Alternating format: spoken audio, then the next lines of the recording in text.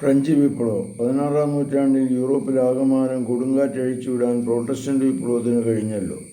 അതിനുശേഷം രാഷ്ട്രീയ ചരിത്രം എന്ന പോലെ സ്ഥിരസഭാ ചരിത്രത്തിലും പ്രകമ്പനം സൃഷ്ടിച്ച മറ്റൊരു സംഭവമായിരുന്നു 18-ാം നൂറ്റാണ്ടിലെ ഫ്രഞ്ച് വിപ്ലവം.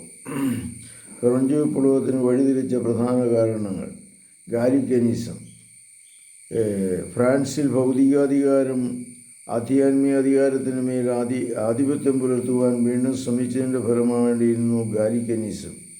ഫ്രാൻസിലെ രാജാവായിരുന്ന ലൂയി 14 1682 ഫ്രഞ്ച് വൈദികരെ വിളിച്ചുകൂട്ടി മാർപ്പാപ്പയുടെ പരമാധികാരത്തെ ചോദ്യം ചെയ്തു. ഗാലിക്കൻ സഭയുടെ സ്വാതന്ത്ര്യങ്ങൾ എന്ന പേരിൽ ഒരു അധികാരപത്രത്തിന് അദ്ദേഹം രൂപം നൽകി.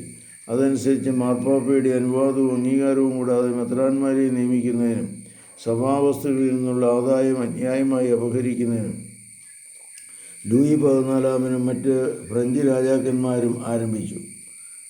സ്വാർത്ഥ തൽപരരും അധികാര ദുർമോഹികളുമായ ഫ്രാൻസിലെ ചില വൈദികരും ഗാലിക്കനിസത്തിന് കൂട്ടുനിന്നു. ഫ്രഞ്ച് വൈദികർക്കിടയിൽ ശിഥിലീകരണ പ്രവണതകൾ വളർത്തുവാൻ ഒരു പരിധിവരെ ഗാലിക്കനിസത്തിന് കഴിഞ്ഞിട്ടുണ്ട്. കർത്താവേ, അനുഗ്രഹിക്കണമേ. ഫ്രഞ്ച് വിപ്ലവത്തെയും അതിൻ്റെ കാരണങ്ങളെയും അങ്ങയുടെ സന്നിധിയിൽ സമർപ്പിക്കുന്നു. ഞങ്ങളെ അനുഗ്രഹിക്കണമേ. പരിശുദ്ധ പരമദിവ്യകാരുണ്യത്തിന് നേരവും ആരാധനയും സ്തുതിയും പുകഴ്ചയുണ്ടായിരിക്കട്ടെ. ഈശോ മിശിഹായ്ക്ക് സ്തുതിയായിരിക്കും.